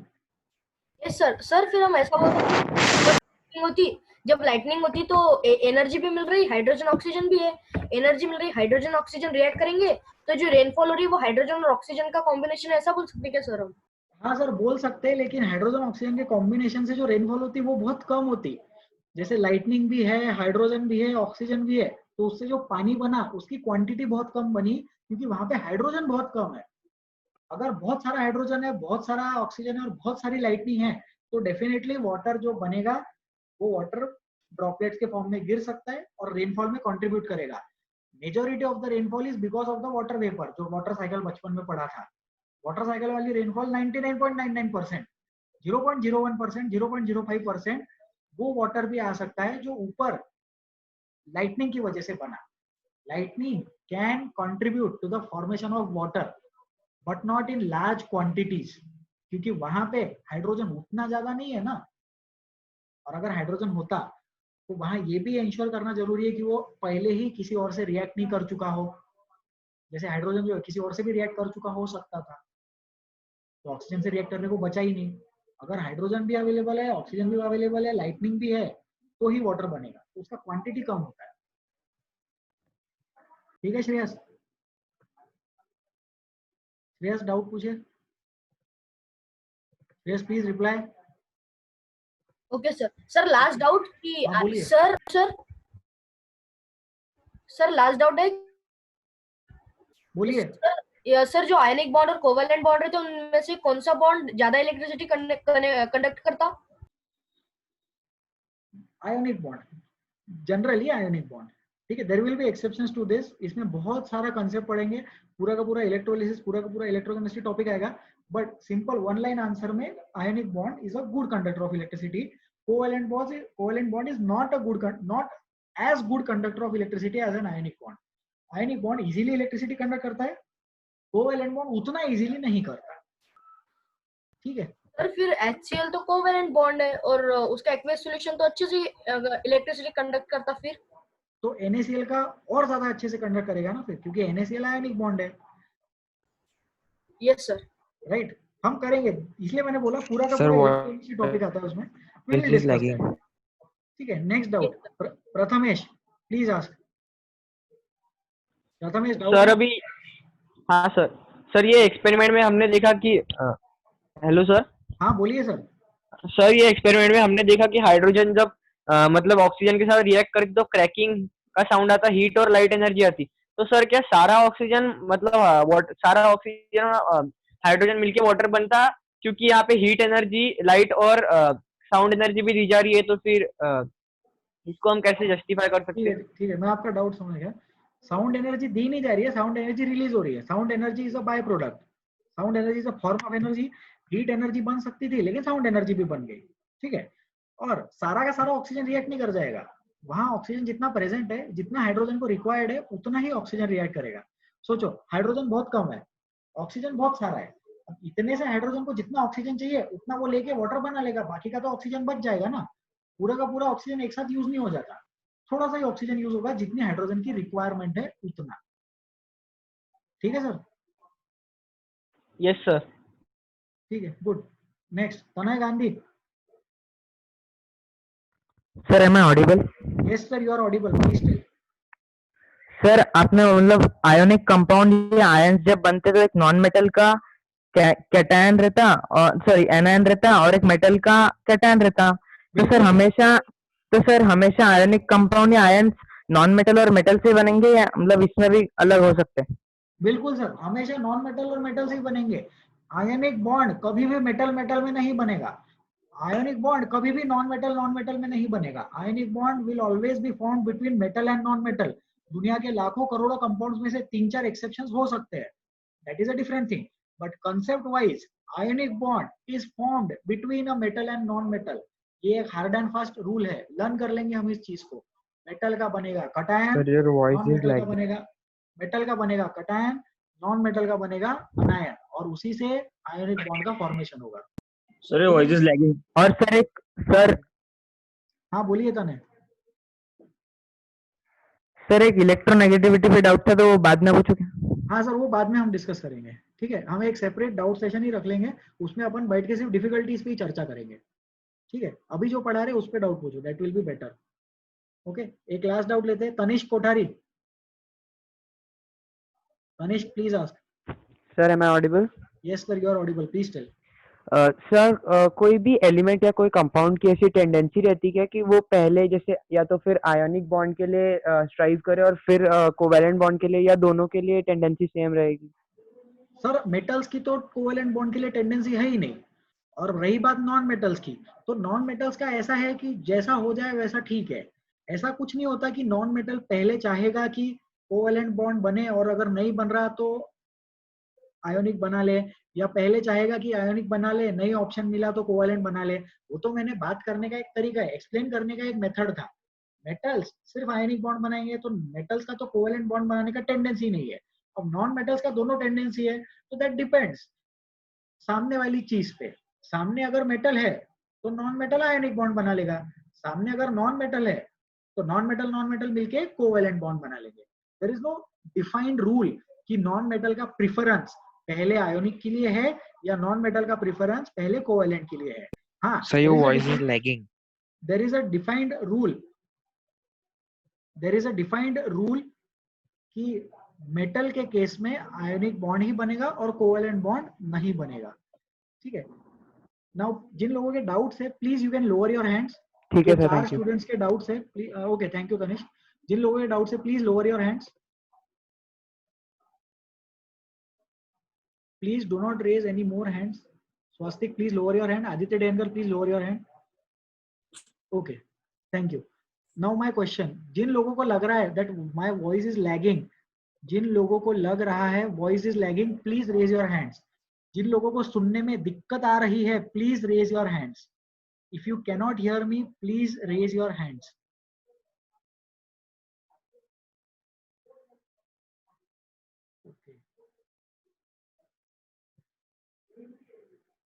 ठीक है, सफिशिएंट, ओके, ठीक है।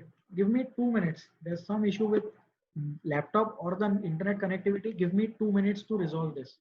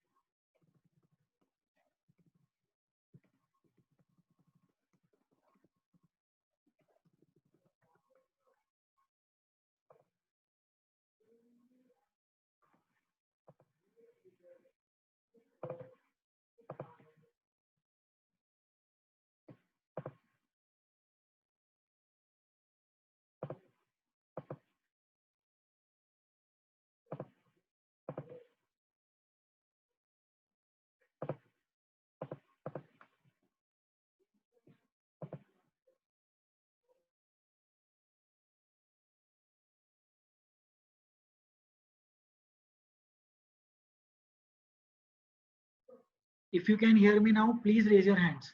अगर आप लोगों को मेरी आवाज आ रही है प्लीज अपना हाथ उठाए। If you can hear me please raise your hands. If you can see me and hear me please raise your hands if you can see me and hear मी।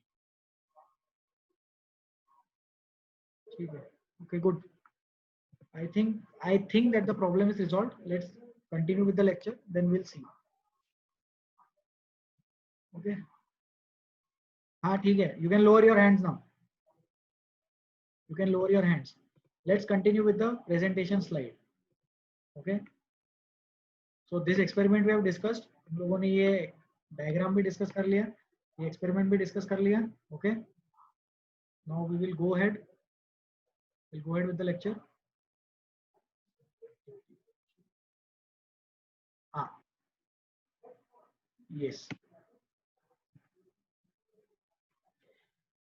सबसे important concept metals and non metals की reactivity का, सबसे ज्यादा important concept metals and non metals की reactivity का। Please lower your hands, हाथ नीचे कर लो, डाउट्स बाद में डिस्कस करेंगे, थोड़ा पढ़ लेते हैं आगे। सबसे ज्यादा इंपॉर्टेंट कंसेप्ट रिएक्टिविटी सीरीज वाला कंसेप्ट है, हम अभी वो चीज डिस्कस करने वाले हैं। बोर्ड पे ध्यान दे, स्लाइड्स पे ध्यान दे। If a metal A displaces another metal B from the solution of its salt, then it means that metal A is more reactive than metal B. इसका मतलब क्या है? इसका मतलब ये है कि metal B का salt solution है। Salt solution मतलब जैसे NaCl है, NaCl is a salt solution of sodium and chlorine. It is called as sodium chloride. Similarly, we can have magnesium chloride, magnesium bromide, magnesium iodide, so on and so forth. बहुत सारे salt solutions है। Salt solution is an ionic compound. Learn करेंगे इस चीज को। Salt solution is an ionic compound. Salt solution जो है वो एक ionic compound है। जाहिर सी बात है कि अगर ionic compound की बात की गई, इसका मतलब उसमें क्या है, metal और non-metal. It is very obvious that an ionic compound will have a metal and it will have a non-metal. Non-metal will form the anion, metal will form the cation. Metal का बनता है cation और non-metal का बनता है anion. This is a simple concept. Metal A plus salt solution of metal B, यहाँ पे arrow में थोड़ा प्रॉब्लम है, it should be read as metal A plus salt solution of metal B gives salt solution of metal A plus metal of B. इसको displacement reaction बोलते हैं। First chapter में हम डिस्कस करेंगे combination, decomposition, displacement and double displacement. 4 type की simple reactions होती है, उसमें third type of reaction is displacement reaction. Displacement का मतलब होता है धक्का देना।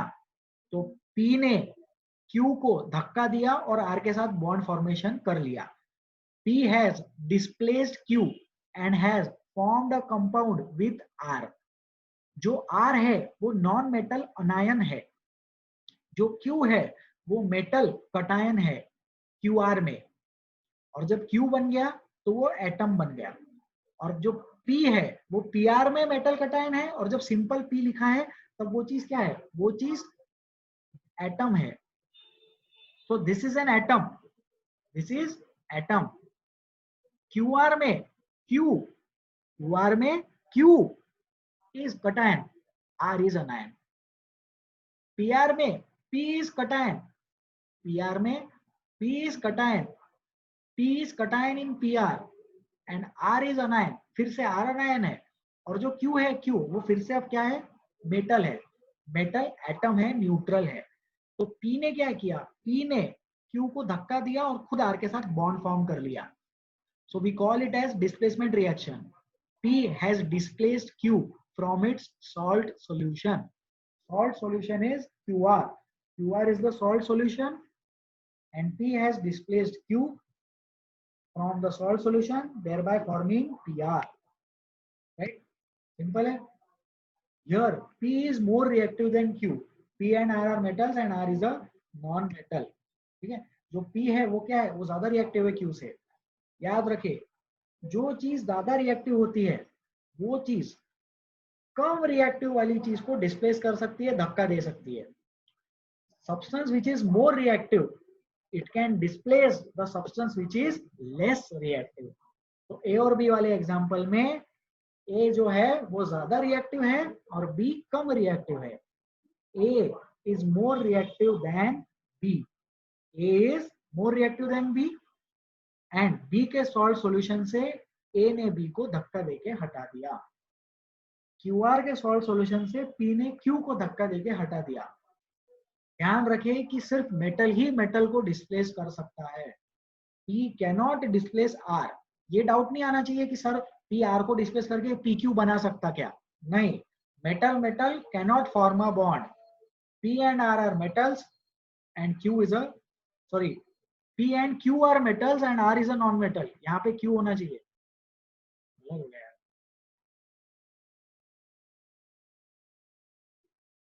P and Q are metals and R is a non-metal।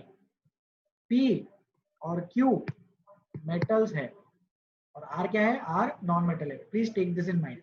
These slides will be shared after they are corrected. No problem in that. Okay. So next, ये है reactivity series. Potassium सबसे ऊपर, गोल्ड सबसे नीचे।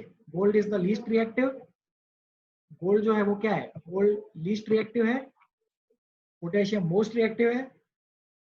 जैसे जैसे नीचे जाएंगे तो रिएक्टिविटी सीरीज क्या हो रहा है? As we go down the reactivity series के according reactivity is decreasing. This is from NCERT textbook and this is from state board text book. ध्यान दो, गोल्ड जो है वो उसकी रिएक्टिविटी लो है, पोटेशियम का रिएक्टिविटी बहुत ज्यादा है। See, potassium, sodium, lithium and calcium, they react with water, they react with acid, they react with oxygen, सबसे रिएक्ट करते हैं। Magnesium, aluminium, zinc, iron, tin, lead, they react with acid, they react with oxygen, but they don't react with water. पानी से aluminium खराब नहीं होता है, इसीलिए एल्यूमिनियम के बर्तन में पानी रखते हैं। वाटर खराब नहीं होगा, बर्तन भी खराब नहीं होगा। आयरन, जिंक, टिन, लेड, ये सारी चीजें वाटर से खराब नहीं होती है। Water can not react with lead, इसलिए पुराने जमाने में लेड के पाइप यूज करते थे। Lead was called as plumbum, उसी से नाम आया प्लम्बिंग, उसी से नाम आया प्लम्बर। तो plumber is someone who works on pipes, water arrangements, water systems पे जो काम करता है उसको प्लम्बर बोलते हैं। क्यों बोलते हैं प्लम्बर? क्योंकि पुराने जमाने, बहुत सालों पहले लेड के पाइप्स यूज करते थे। लेड के पाइप्स यूज करते थे मतलब प्लम्बम के पाइप्स यूज करते थे। Water was carried through pipes made of lead. फिर हुआ ये कि लेड से पता चला लोगों को कैंसर हो रहा है, उसकी वजह से लेड के पाइप्स यूज करना बंद कर दिया। अब पाइप्स किसके यूज होते हैं? प्लास्टिक के नहीं यूज होते।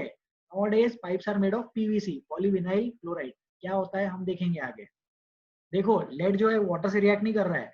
Magnesium, aluminium, zinc, iron, tin, nothing reacts with water, but they can react with acids, they can also react with oxygen. Copper, mercury, silver reacts with oxygen, लेकिन gold जो है वो oxygen से भी react नहीं करता है। सिल्वर जो है, सिल्वर ऑक्सीजन से रिएक्ट करता है। सिल्वर ऑर्नामेंट्स काले पड़ जाते हैं क्योंकि ऑक्सीजन से रिएक्ट करते हैं। Mercury and copper also react with oxygen. So as we go above in the reactivity series, reactivity increases, as we go down reactivity decreases। कम रिएक्टिविटी मतलब कम चीजों से रिएक्ट करेगा, ज्यादा रिएक्टिविटी मतलब ज्यादा चीजों से रिएक्ट करेगा। So potassium reacts with everything. Potassium reacts with water, it can react with acids, it can react with oxygen, whereas gold does not react with oxygen, does not react with acids, and does not react with water. So you will have to learn this table, you will have to learn the properties mentioned in the table। कौन सी चीज किसके साथ react करती है ये learn होना चाहिए। इस पे ऑड मैन आउट वगैरह के क्वेश्चंस हम बना सकते हैं। अच्छे conceptual based, concept based objective type questions can be prepared from this slide। So this slide and the previous one same ही है, लर्न करने की जरूरत है। You are required to remember, learn the trends। ये ट्रेंड है, reactivity series है, उसको लर्न करना है इसी सीक्वेंस में। Gold is very less reactive, potassium is very highly reactive। Okay, so now before we go to the next slide, we will take some difficulties, we'll entertain some doubts। Okay, Megh Rathi please ask। आप लोग बात कर सकते हो क्या? Yes, you can talk। Megh Rathi, doubt नहीं है। Next, Siddhant please ask. Siddhant, no doubt. Sir ionic compounds की पोलैरिटी ज्यादा है क्या पोलर कोवेलेंट कंपाउंड्स की? क्वांटिटी किसकी ज्यादा है सर? बता नहीं सकते ऐसे। आयोनिक कंपाउंड्स की ज्यादा होनी चाहिए, आयोनिक कंपाउंड्स की ज्यादा होनी चाहिए क्योंकि मेटल्स बहुत ज्यादा है ना। आई थिंक आयोनिक कंपाउंड्स का quantity should be more, but number of covalent compounds are more. Covalent polar नहीं, overall polar compounds, overall polar compounds का quantity is, overall covalent compounds का quantity is more, the reason for this is that lots of covalent compounds are formed, क्योंकि carbon के ही बहुत सारे compounds हैं, organic compound बहुत सारे हैं. The number of organic compounds is more than the number of inorganic compounds. All the organic compounds are covalent compounds, क्योंकि ऑर्गेनिक कंपाउंड्स में कार्बन तो जरूरी है. कार्बन जो है वो आयनिक बॉन्ड तो बनाता नहीं है, बहुत रेयरली कार्बन आयनिक बॉन्ड बनाता है. इसीलिए कार्बन के जितने भी बॉन्ड्स है, जितने भी कार्बन के कंपाउंड्स है, सारे क्या है, कार्बन के जितने भी कंपाउंड्स है वो सारे आयनिक बॉन्ड्स है, वो सारे कोवेलेंट बॉन्ड्स है. And therefore the number of covalent bonds is more. The number of covalent bonds is very high as compare to the number of ionic bonds. But polar covalent से ज्यादा ionic compounds है, polar covalent से ज्यादा ionic compound. Okay, so next doubt लेंगे. we'll take next difficulty. Divyam Khetan, please ask. Sir pure gold का colour कभी भी change नहीं होगा पूरी लाइफ? सर होना तो नहीं चाहिए, प्योर गोल्ड का कलर चेंज नहीं होगा if it is kept in inert environment. ठीक है, it does not react with oxygen. लेकिन इसका ये मतलब नहीं है कि गोल्ड रिएक्ट नहीं करता. गोल्ड ऑक्सीजन से रिएक्ट नहीं कर रहा है नॉर्मल कंडीशंस में, बट गोल्ड का ऑक्साइड तो बनता है ना. तो gold is a reactive element, gold is a reactive element. But अगर इनर्ट एलिमेंट इनर्ट फॉर्मेट में रखा है, उसको रिएक्ट करने नहीं दिया गया है, then it will always remain in its natural colour. ठीक है दिव्यम. और सर जो नोबल मेटल्स है जैसे प्लेटिनम, तो उसका क्या होगा? उसका भी वही रीजन. प्लेटिनम, अभी platinum is a Nobel metal, react बहुत कम करता है, तो वो भी नेचुरल स्टेट में ही एग्जिस्ट करता है. Because it does not react, तो वो जैसा है वैसे ही रहेगा, उसके साथ कोई रिएक्ट करने आया ही नहीं. एल्यूमिनियम है, कुछ सालों में एल्यूमिनियम रिएक्ट कर जाएगा, ऑक्सीजन से रिएक्ट कर जाएगा, बारिश आ गई, एसिडिक रेन आ गई, एसिड रेन से एसिड से रिएक्ट कर गया, बहुत सारी चीजों से रिएक्ट कर सकता है, नहीं भी कर सकता है. लेकिन प्लेटिनम रिएक्ट नहीं करता. तो प्लेटिनम, गोल्ड भी रिएक्ट नहीं करता है. नेचुरल कंडीशंस में रखेंगे सालों साल तक उसको वैसे ही रख सकते हैं. ठीक है, ठीक है, good. Next Kartik Agarwal. Kartik Agarwal please ask. यार अगर डाउट्स नहीं है तो प्लीज हाथ मत उठाओ. मतलब if you don't have any difficulties then you should not raise your hands. हाथ दुखेगा बेकार में. Bhargavi please ask. सर वो इसके पहले स्लाइड में कुछ तो भी सॉल्ट सॉल्यूशन करके था ना? हाँ एक सेकेंड होल्ड करिए आप. हाँ बोलिए, आप बताइए. सर ये यहाँ पे सॉल्ट सॉल्यूशन मतलब क्या बोलना है, मुझे समझा नहीं. हाँ सॉल्ट सॉल्यूशन मतलब क्या बोल रहे हैं. सॉल्ट सॉल्यूशन मतलब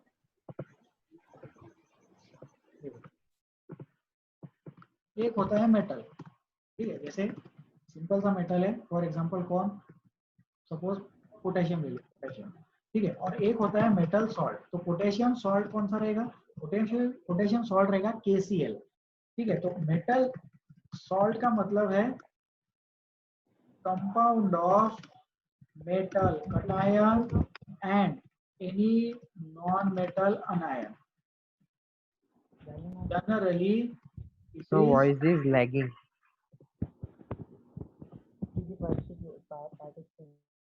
Generally it is anion of halogen.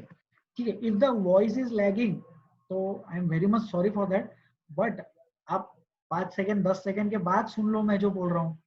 कुछ बहुत ज्यादा फर्क तो पड़ नहीं रहा है उससे. राइट, तो जो मेटल सॉल्ट है, मेटल सॉल्ट जो है वो एक कंपाउंड होता है. किसका कंपाउंड होता है, मेटल कटायन का और किसी भी नॉन मेटल वाले अनायन का. और जनरली जो नॉन मेटल होता है वो होता है हेलोजन. ठीक है, तो जैसे NaCl, this is a metal salt. MgO, this is not a salt. MgO जो है वो सॉल्ट नहीं है. क्यों, क्योंकि ये तो क्या है, मेटल ऑक्साइड है. राइट, लेकिन NaCl क्या है, NaCl सॉल्ट है. MgCl2 is a metal salt. क्यों, क्योंकि ये Cl जो है वो हेलोजन आ गया. ठीक है, तो सॉल्ट कैसे बनता है, यहां देखेंगे. Acid plus base gives salt and water. Right, तो जो acid plus base gives salt plus water है, उसमें जो सॉल्ट है वो वाले सॉल्ट की बात हो रही है. तो अगर हमारे पास दो मेटल्स है, जैसे metal M and metal N, तो मेटल M और मेटल N का सॉल्ट है. तो मेटल M की अगर हम रिएक्शन कराए N के सॉल्ट के साथ, और रिएक्शन के बाद अगर MCl बन गया और प्लस बन गया N, it means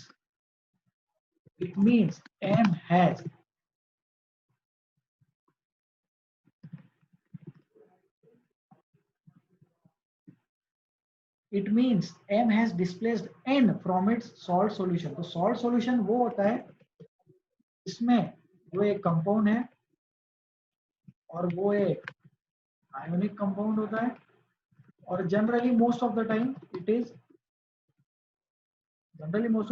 its anionic part is a halide. Halide मतलब halogen anion is called as halide. Halogen anion is called as halide. ठीक है, तो इस रिएक्शन को देखो, M plus NCl gives MCl plus N.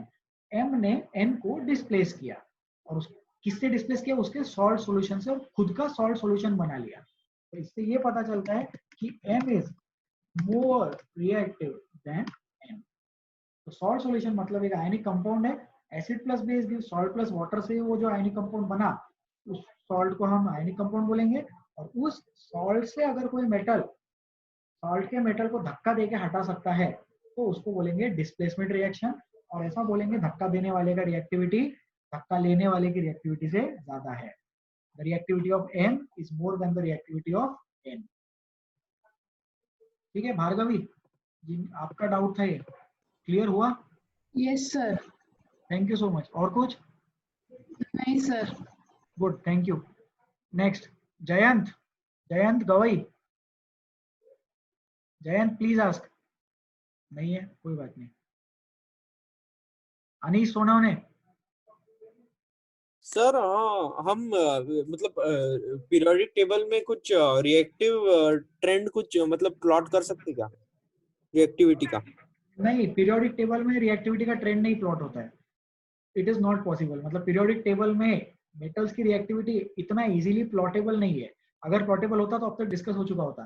क्या है ना, 11-12 में इलेक्ट्रोकेमिस्ट्री टॉपिक आता है, एक और बड़ा रिएक्टिविटी सीरीज आता है। एक बार वो हो जाए तो उसके बाद पीरियोडिक टेबल में हम मैचिंग कर सकते हैं। But at this point of time relating this article to periodic table is not possible, क्योंकि इसमें बहुत कम एलिमेंट्स है इसलिए। ठीक है। एंड सर मतलब वो हमने अभी एक्सपेरिमेंट देखा था, उसमें हाइड्रोजन और ऑक्सीजन सर फिर वो H2O जो बनता है वो प्रेसिपिटेट होता है कि वेपर फॉर्म में? ये नहीं, गैस फॉर्म में होता है। प्रेसिपिटेट मतलब जो चीज नीचे सेटल होता है उसको पीपीटी बोलते हैं, प्रेसिपिटेट बोलते हैं। जो चीज निकल के चला गया उसको गैस फॉर्म बोलते हैं। तो H2 के वेपर तो नहीं बोलेंगे उसको, there is nothing such as H2 vapours, rather H2 gas is released या H2 गैस इज इवॉल्व्ड, ऐसे बोलते हैं। जो चीजें settle down, those things are called as PPT, and some things which are released, उसमें ऐसे ब्रैकेट में ऊपर ऐड जाते हैं। Okay, yes sir. ठीक है, गुड। नेक्स्ट कुमकर। सर। हाँ सर। सर ये जो मर्क्यूरी है सर, गोल्ड मर्क्यूरी के इसमें मर्क्यूरी के साथ डिसॉल्व होगा क्या? गोल्ड मर्क्यूरी के साथ डिसॉल्व होगा क्या? यार I am not so sure about it, मेरे को देखना पड़ेगा, मैं देख के बताऊंगा आपको। ठीक है। और फिर मगर सर ये अगर मर्क्यूरी के साथ डिसॉल्व नहीं होता और ये इतना लीस्ट रिएक्टिव है, हाँ। तो सर ये एक्सट्रैक्ट कैसे होता? गुड, एक्सट्रैक्ट होता है इलेक्ट्रोकेमिस्ट्री से। ठीक है, रिएक्टिव कम है तो कंपाउंड कम बनाएगा, लेकिन ऐसा सोचो अलॉय फॉर्म में तो रह सकता है। बहुत सारे आयरन के साथ या बहुत सारे कॉपर के साथ थोड़ा बहुत गोल्ड मिलता है, उसको सेपरेट कर सकते हैं इलेक्ट्रोकेमिस्ट्री के मेथड से। तो सेपरेट करने के बाद प्योर गोल्ड मिल जाता है। दूसरी चीज, गोल्ड लेस रिएक्टिव है, इसका ये मतलब नहीं कि उसका रिएक्टिविटी जीरो है। There are compounds of gold, gold के कंपाउंड्स मिलते हैं नेचर में, सिल्वर के भी कंपाउंड्स मिलते हैं। Silver is more reactive than gold, मतलब सिल्वर के ज्यादा कंपाउंड्स मिलेंगे, गोल्ड के कम मिलेंगे, लेकिन इसका ये मतलब नहीं कि गोल्ड के कंपाउंड मिलते ही नहीं है। ठीक है, और नेचर में गोल्ड मिलता है, कम क्वांटिटी में मिलता है, माइनिंग करते हैं। आगे वाला पार्ट इस चैप्टर का मेटलर्जी है, उसमें भी हम लोग देखेंगे कि इलेक्ट्रोकेमिस्ट्री से गोल्ड को सेपरेट कैसे करते हैं। ठीक है, simple. Yes sir. Good, okay. Thank you sir. Good, thank you. Jayesh. Sir हाँ वो हाइड्रोजन और ऑक्सीजन के बीच में डाउट था कि सर हाइड्रोजन और ऑक्सीजन कंबाइन वो कंबशन की रिएक्शन करते हैं तो वो हीट जनरेट करते हैं, और हाइड्रोजन और ऑक्सीजन के रिएक्शन के लिए एनर्जी भी चाहिए, तो हाइड्रोजन मतलब उस रिएक्शन को हम एंडोथर्मिक कहेंगे कि एक्सोथर्मिक कहेंगे? ठीक है, मैं डाउट समझ गया आपका। I will comment on this. देखो, कोई भी रिएक्शन को एक इग्निशन हीट की रिक्वायरमेंट होती है। जैसे मैग्नीशियम और ऑक्सीजन जब रिएक्ट करता है तो magnesium and oxygen is highly exothermic. It is a exothermic reaction in which lots of heat energy and lots of light energy is produce. लेकिन मैग्नीशियम के रिबन को जलाने के लिए माचिस की लकड़ी जला के लगाना पड़ता है, उसको बोलते हैं ignition energy, ignition amount of heat required, ignition amount of energy required. तो हाइड्रोजन और ऑक्सीजन के लिए भी एक सर्टेन अमाउंट ऑफ एनर्जी हमें पहले देना पड़ता है। अगर दिया 5 यूनिट्स और मिला 15 यूनिट्स तो उसको बोलते हैं एक्सोथर्मिक, और दिया 5 और मिला 1 यूनिट तो उसको बोलते हैं एंडोथर्मिक। मतलब एक प्लस माइनस करके फाइनल आंसर अगर पॉजिटिव आया, हीट रिलीज हुई, तो उसको बोलते हैं एक्सोथर्मिक, एंड फाइनल आंसर अगर नेगेटिव आया तो उसको बोलते हैं एंडोथर्मिक। अब हाइड्रोजन और ऑक्सीजन वाली रिएक्शन एक्सो है या एंडो है, ये सब लोगों के लिए आज हम होमवर्क रखते हैं। सब लोग ढूंढ के आएंगे, ट्राई करेंगे कि reaction of oxygen and hydrogen is endothermic और एक्सोथर्मिक। ठीक है, कंसेप्ट इज दैट पहले थोड़ी सी एनर्जी हर रिएक्शन को देनी पड़ती है, उतनी एनर्जी यूज करने के बाद ही वो चीज अपनी रिएक्शन आगे प्रोड्यूस करवाती है। तो आप सब लोगों के लिए होमवर्क है, और उस होमवर्क के लिए हिंट आज के प्रेजेंटेशन की ये वाली स्लाइड है। ठीक है, the hint for today's small part of the homework is this particular slide of the presentation. इसमें देखो क्रैकिंग नॉइज आ रहा है तो एनर्जी रिलीज हो रही है, तो इसको एक्सो बोलेंगे या एंडो बोलेंगे, ये होमवर्क है। फिर एक और चीज याद रखना कि एक्सो और एंडो जो होता है वो सिर्फ हीट के रिस्पेक्ट में होता है, नॉइज के रिस्पेक्ट में नहीं होता। तो ये मत सोचना कि अगर नॉइज आ गया, रिलीज हो गया, तो हम उसको एक्सो बोल पाएंगे क्या। तो इसके बारे में सब लोग सोचेंगे, and this is a homework for everyone. ठीक है, so will take next one last doubt for today और 2 लास्ट डिफिकल्टीज। श्रेयस मालपानी बोलिए, आपका तीसरा डाउट है शायद आज का। Shreyas Malpani please try. हाँ बोलिए सर। Yes sir. सर जो सबसे पहला ग्रुप है जिसके अंदर सोडियम और पोटेशियम, तो उनके नीचे तो रुबिडियम है, तो रुबिडियम सबसे ज्यादा रिएक्टिव क्यों नहीं है? रुबिडियम को हम, रुबिडियम फ्रांसियम जो है वो रेडियो एक्टिव एलिमेंट्स जैसे है। नहीं, एक second, francium is radioactive. हरिना के नाम से पढ़िए सीजियम एंड रुबिडियम। हाँ, सीजियम और रुबिडियम ज्यादा रिएक्टिव होने चाहिए, बट वहां क्या हो गया ना, वहां इतने सारे प्रोटॉन्स आ गए, इतने सारे इलेक्ट्रॉन्स आ गए कि वो नॉर्मल ट्रेंड्स को फॉलो नहीं कर रहा है। ठीक है, देखो क्या होता है कि एक कंसेप्ट होता है, जिसे धीरे धीरे क्या बोलेंगे, जैसे फॉर एग्जांपल 2 मिनट होल्ड करो, एग्जांपल बना दो। ठीक है, जस्ट अ रैंडम एग्जांपल। ठीक है, now this is a random example, everyone please pay attention कि एक रैंडम एग्जांपल बताया जा रहा है। जरूरी नहीं है कि ये कॉमन ऑब्जर्वेशन से मैच करे। ठीक है, एक नॉर्मल स्टूडेंट है 5 इयर्स का स्कूल का फर्स्ट क्लास का बच्चा है, स्कूल जाता है। जब तक वो 10th क्लास में जाएगा तो उसका हाइट भी बढ़ेगा और उसका वेट भी बढ़ेगा, राइट। लेकिन एक पॉइंट के बाद हाइट बढ़ना बंद हो जाता है, सिर्फ वेट बढ़ता है। तो height is directly proportional to weight, ये हम थ्रू आउट द लाइफ नहीं बोल सकते, right. So similarly top to bottom reactivity का एक पर्टिकुलर ट्रेंड होगा, but that particular trend will be followed till the end, it is not necessary. Same चीज right side में फ्लोरीन, क्लोरीन, ब्रोमीन, आयोडीन में भी देखने को मिलता है। Okay, so rubidium is not considered for reactions. One reason, heavy nucleus. Second reason, lots of electrons. Okay, Shreyas ठीक है? Shreyas, yes sir. सर एक और डाउट। हाँ बोलिए सर। एक और डाउट था कि जो आयोनिक बॉन्ड मेटल से बनते हैं और मेटल तो सबसे ज्यादा है, तो sir ionic bond covalent bond से सबसे ज्यादा रहनी चाहिए ना सर? लेकिन मेटल से अगर आयोनिक बॉन्ड बनते हैं तो वो बनाते भी तो कोवेलेंट के, बनाते भी तो नॉन मेटल के साथ है। अगर नॉन मेटल साथ ही नहीं देगा तो फिर काहे का ionic bond, right. Non metal ने भी तो बॉन्ड बनाने में हेल्प करनी चाहिए ना। आयोनिक बॉन्ड के लिए मेटल नॉन मेटल दोनों की जरूरत, लेकिन कोवेलेंट बॉन्ड के लिए सिर्फ नॉन मेटल की जरूरत।